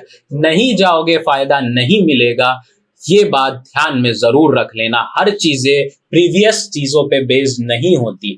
मैक्सिमम आपको वहां से चीजें देखने को मिलेंगी, लेकिन आपको एक्स्ट्रा भी क्वेश्चन सॉल्व करके जाना है। अपनी पकड़ बनानी है तो वहां तक तो जाना होगा। तो आगे एक्स्ट्रा क्वेश्चन सॉल्व जरूर करना, मॉक टेस्ट जरूर लगा के जाना। ठीक है, वहां से ही बात बनेगा आपका, क्योंकि आप अगर अब WBJEE में जा रहे हो और अगर आप 4 से 5 मॉक टेस्ट सॉल्व करके जाते हो तो वहां पे आपको बहुत सारे जो सिमिलर क्वेश्चंस है ना वो आपको देखने को मिल जाएंगे। ठीक है, और एक बात जरूर ध्यान रखना कि ये जो मॉक टेस्ट की चीज है ना, ये बहुत जरूरी बन जाती है, बहुत इंपॉर्टेंट रोल प्ले करता है आपके लास्ट मिनट प्रिपरेशन में, ठीक है। तो कहीं से भी मॉक टेस्ट उठाने की गलती बिल्कुल मत करना। हम लोगों ने ना बहुत मेहनत से, बहुत ध्यान से देख के मॉक टेस्ट आपके लिए डिजाइन किया है। आप अगर कहीं से मॉक टेस्ट लेने का सोच रहे हो ना, तो वॉरिस एडुकैप को जरूर एक बार चेकआउट कर लेना और जरूर वहां से मॉक टेस्ट लेके देखो भाई। हमारा मॉक टेस्ट का ना एक सीरीज हम लेके आ रहे हैं और साथ में ना तुम्हें नोट्स भी फ्री मिल रहा है, तो देख लेना, ठीक है। अपन पहले स्पेशल केस देख लेते हैं, कुछ स्पेशल सा देख लेते हैं, ठीक है। तो स्पेशल केस में हमारे पास दो केस बन के आते हैं। पहला तो ये राइट एंगल ट्रायंगल, दूसरा इक्विलेटरल ट्रायंगल। ये दो ही केस बन के आते हैं स्पेशल केस में। इनसे मतलब बेसिकली क्वेश्चंस थोड़े ज्यादा दिखते हैं, इसीलिए इनको स्पेशल केस में डाला गया है। जिनकी वैल्यू ज्यादा होती है उन्हीं तो स्पेशल वाली ट्रीटमेंट मिलती है, तो अलग से पढ़ेंगे। तो इनमें हम क्या देखेंगे कि अगर आपको इनमें पूछा इस स्पेशल केस में,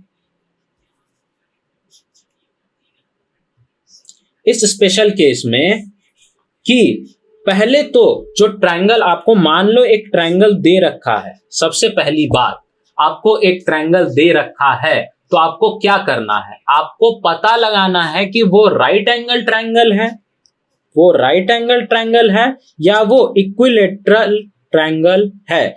क्योंकि इक्विलेटरल ट्रायंगल में क्या होता है कि इक्विलेटरल ट्रायंगल आपके सारे के सारे जो होते हैं वो बराबर होते हैं। मतलब क्या भैया, मतलब ये कि अगर आप इक्विलेटरल ट्रायंगल का सबसे आसान चीज, यानी सबसे अच्छा, इन चार चीजों में आपको सबसे आसान से क्या लगा, सबसे आसान आप क्या निकाल लोगे, जल्दी से एकदम फटाक से क्या निकाल लोगे, क्या निकाल लोगे, सेंट्रोइड निकाल लोगे। एवरेज निकालना होता है ना, बस एवरेज निकाल लिया और काम बन गया, सिंपल, वो चुटकी का खेल हो जाएगा। तो अगर आप इक्विलेटरल ट्रायंगल का सेंट्रोइड निकाल लेते हो तो उनकी जो बाकी चीजें हैं, यानी इन सेंटर वगैरह जितनी भी चीजें हैं, वो सारी ही बराबर, जो आपका सेंट्रोइड होगा वही आपका इन सेंटर होगा, ऑर्थो सेंटर होगा, सरकम सेंटर होगा, सब बराबर होंगे। तो भगवान से प्रार्थना करो इक्विलेटरल ट्रायंगल वाले सवाल ही मिले, ठीक है। तो ऐसा होता है, एक चीज निकाला और सब बन गया, ठीक है। तो ये तो हो गया हमारा इक्विलेटरल ट्रायंगल का। वही बात करें राइट एंगल ट्रायंगल का, तो वो कुछ ऐसा नहीं होता, ठीक है। राइट एंगल ट्रायंगल में हमारे पास अगर जो ट्रायंगल, पहले तो हमें देखना है, पहले तो थोड़ा सा शक की नजर से देखना है, एक ट्रायंगल को थोड़ा शक की निगाहों से देखो, उसको परखो, ठीक है। जांचो पहले कि वो कौन सा ट्रायंगल है। जब पता चल गया ना, उसके बाद अगर पता चला कि वो एक राइट एंगल ट्रायंगल है, तो उसका जो 90 डिग्री का वर्टेक्स है वो तुम्हारा एच बन जाएगा, वो तुम्हारा एच बन जाएगा। समझ रहे हो, नहीं समझ रहे हो, क्या बन जाएगा, ऑर्थो सेंटर बन जाएगा। ये याद रखना, ये याद रखने वाली बात है, टेबल याद रखना, ठीक है। उससे अगर तुम एक बिठा दो,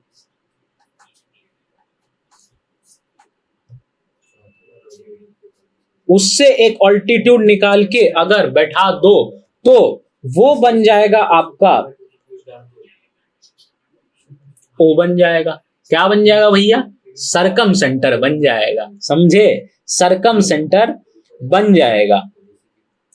अब हम इसी में अगर देखें तो अगर 2:1 की रेशियो लें, तो 2:1 की रेशियो कुछ इस तरह से आ जाएगी यहाँ पे, क्योंकि हमारा सेंट्रोइड 2:1 का रेशियो फॉर्म करता है।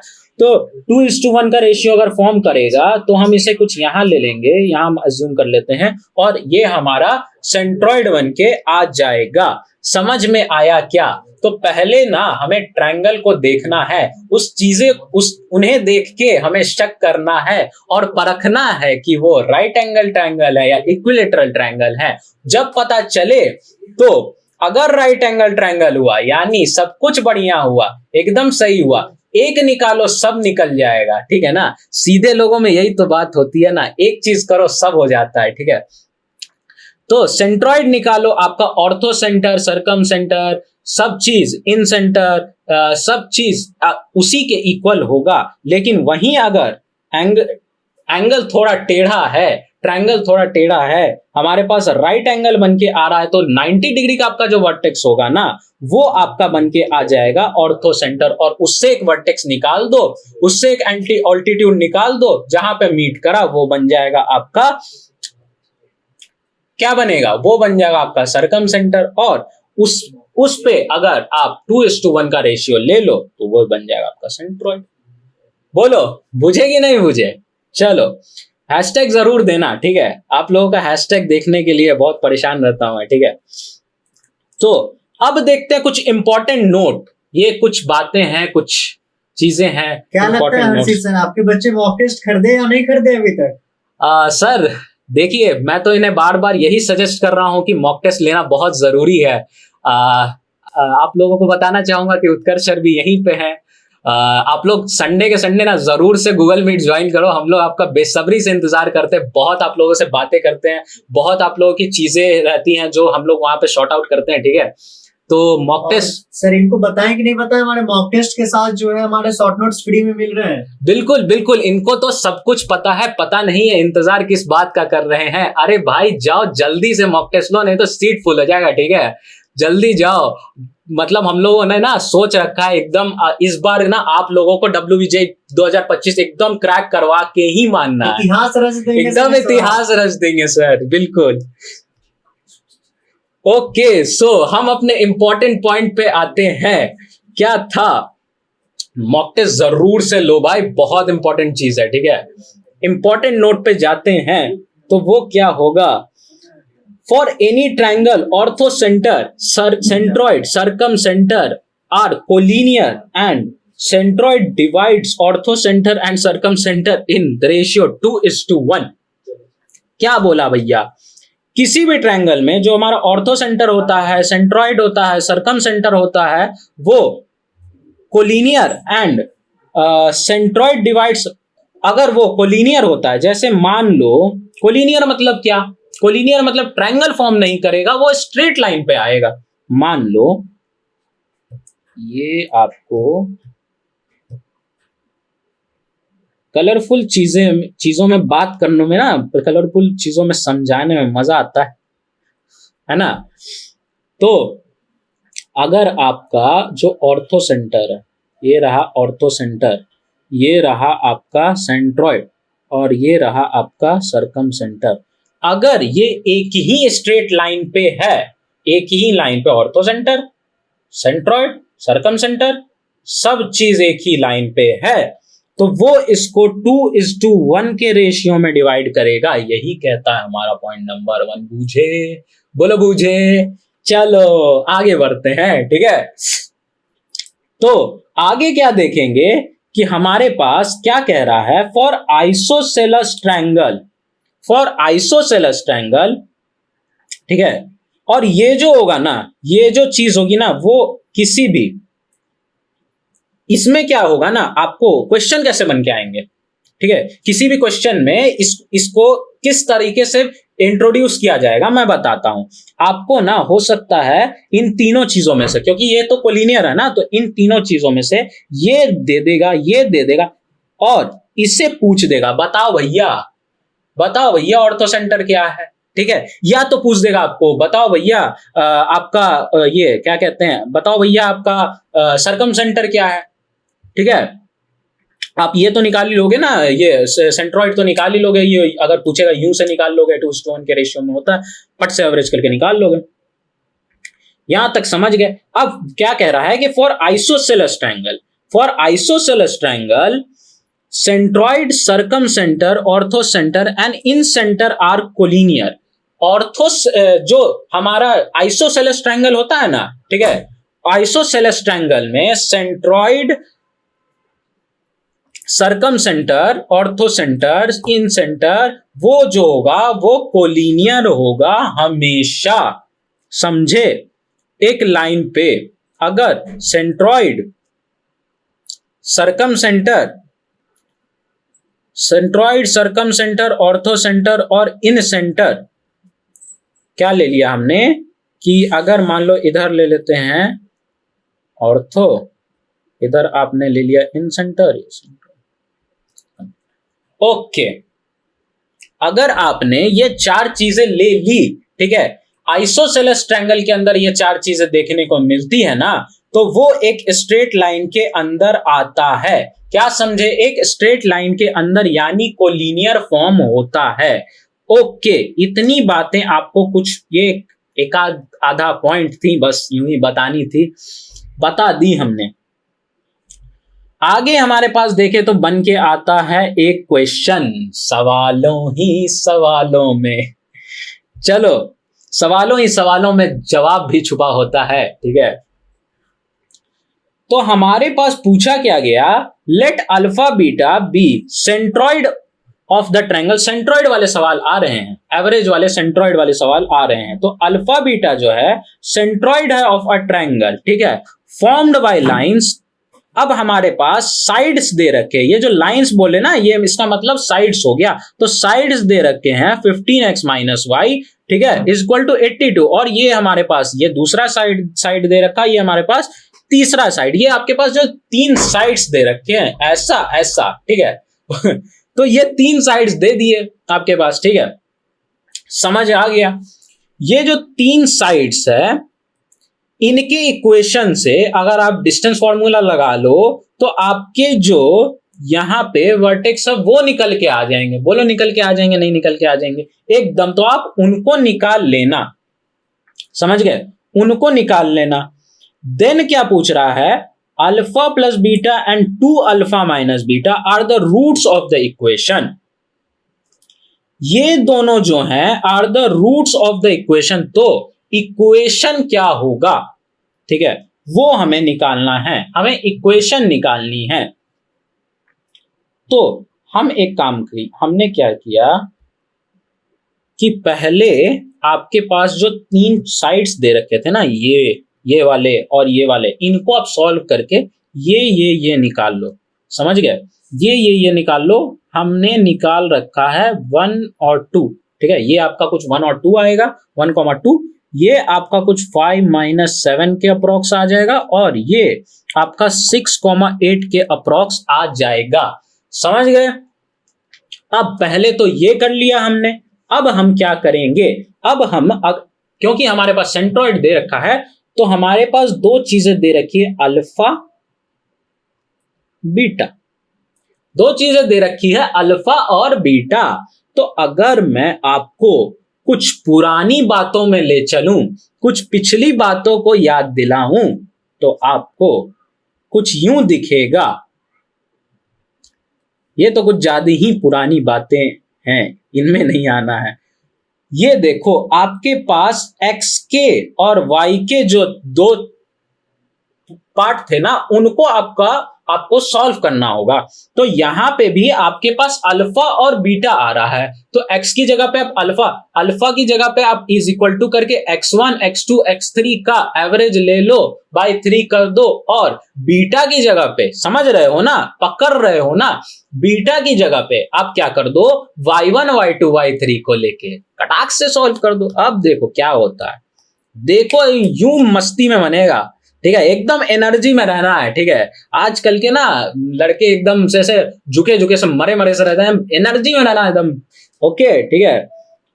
मैच बनाना है, यहां प्रेशर नहीं देना है, ठीक है, प्रेशर एकदम, प्रेशर जो है ना, मैथ्स क्या चीज है ना, मैथ्स को लोग ना यहां बहुत ज्यादा प्रेशराइज कर देते हैं कि भाई साहब बहुत सर दुखता है मैथ्स पढ़ने में, बहुत टेंशन होती है मैथ्स पढ़ने में। लेकिन हमें क्या करना है ना, हम क्या है ना, हम अलग आदमी हैं, हम दिल से दिल लगाते हैं, दिल से दिल लगाते हैं और सब हो जाता है, ठीक है। तो आगे चलते हैं। तो देखा क्या, हमने क्या सीखा कि हमें यहाँ पे x1 x2 और x3 को ले लेना है। तो हमारे पास x1 क्या है भैया, x1 है हमारे पास 1, x2 क्या है भैया 5, x3 क्या है भैया 6। इन तीनों का एवरेज ले लिया। बीटा क्या बन के आ रहा है हमारे पास, बीटा बन के आ रहा है हमारे पास y1 y2 y3। इनको क्या ले लिया, y1 y2 y3। अब इसको जब आप सॉल्व करोगे तो ये कितना बन जाएगा, ये बन जाएगा आपका अल्फा बन जाएगा, ये बन जाएगा आपका, ये अल्फा निकल के आ जाएगा 4, ओके, और बीटा कुछ सा आपका ये बन के आ जाएगा 1, ओके, तो अल्फा जो है आपके पास वो बन के आ जाएगा 4, बीटा जो है वो बन के आ जाएगा 1। इतना तो समझ गए होंगे, इतनी बातें तो क्लियर हो गई होंगी। बोलो सेंट्रॉइड हमने कैसे निकाला। अब सवाल आपको यहीं तक भी छोड़ सकता है। मान लो आपको सवाल में यहीं तक दिया तो यहीं तक बना दो, कटसा लगा दो, कहानी खत्म, शॉर्टेड एकदम, ठीक है। लेकिन सवाल यहाँ पे कुछ आगे भी बढ़ाया गया है, ठीक है, मुद्दे को आगे बढ़ाया गया है, ठीक है। तो हम भी मुद्दा सॉल्व करेंगे, मुद्दे को शॉर्ट आउट कर देंगे एकदम। तो देखो अब हमारे पास ये निकल के आ गया। अब हमें क्या कह रहा है कि हमें इक्वेशन लिखना है, ठीक है। तो इक्वेशन कैसे लिखेंगे भैया, ये बता दो। तो आपके पास अगर आप इक्वेशन लिखने जाओ तो क्या चीजें दे रखी है आपके पास, रूट्स ऑफ द इक्वेशन दे रखी है। ये क्या है भैया, ये रूट्स ऑफ द इक्वेशन क्या है, ये आपको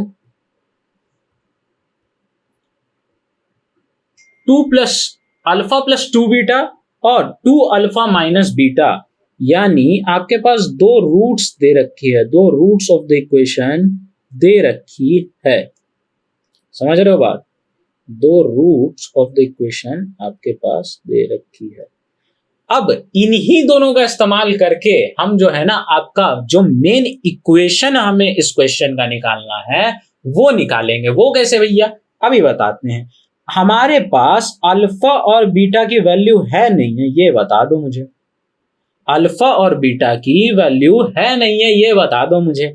तो हमारे पास जो अल्फा की वैल्यू बन के आ रही है वो क्या है 4, बीटा की जो वैल्यू बन के आ रही है वो क्या है 2, ठीक है। बीटा की वैल्यू 1 है, वो 2 से मल्टीप्लाई 2, ये हो जाएगा आपका 6, ठीक है। समझ गए, समझ गए। अब आपके पास इसी तरह 2 अल्फा माइनस बीटा पूछ रहा है। जब वैल्यू पुट करोगे 2 अल्फा माइनस बीटा तो ये आ जाएगा 8 माइनस 1 7। ओके, तो आपके पास अल्फा प्लस 2 बीटा की वैल्यू 6 आ गई और आपके पास 2 अल्फा माइनस बीटा की वैल्यू 7 आ गई। अब आपके पास दो वैल्यू है, इससे आपको इक्वेशन लिखना है, तो आप फॉर्मूले पे पुट कर दो।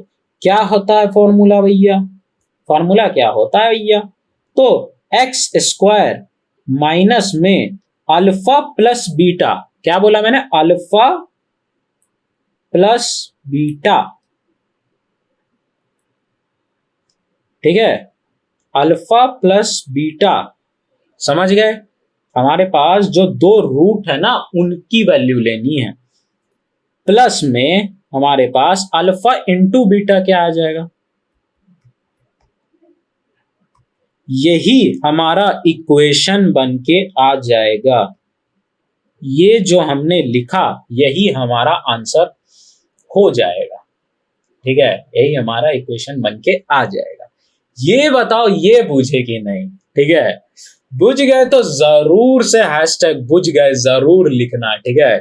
और आगे देखते हैं, ये आपका ऑर्थो सेंटर का एक सवाल है, ये मैं आपको दे रहा हूं बनाने के लिए। आज के इस पूरे लेक्चर में सिर्फ एक सवाल जो आप लगाओ, अगले सवाल में वादा करता हूं वापस से इस सवाल को समझाऊंगा, ठीक है। आज का इस लेक्चर को यहीं पे समाप्त करते हैं। तो ये लेक्चर कैसा लगा आप लोगों से, मुझसे इतने दिनों बाद मैं भी आप लोगों से मिल रहा हूं। हालांकि हम लोग जो गूगल मीट करते हैं आप लोगों से मुलाकात तो होती रहती है। तो अभी कोऑर्डिनेट ज्योमेट्री जो है वो पढ़ के कैसा लगा जरूर से कमेंट में बताना, ठीक है। और अगर कोई भी दिक्कत हो, समस्या हो तो अपने इस भाई को याद कर लेना, ठीक है। तो मिलते हैं अगले लेक्चर में, अभी के लिए जय श्री कृष्णा।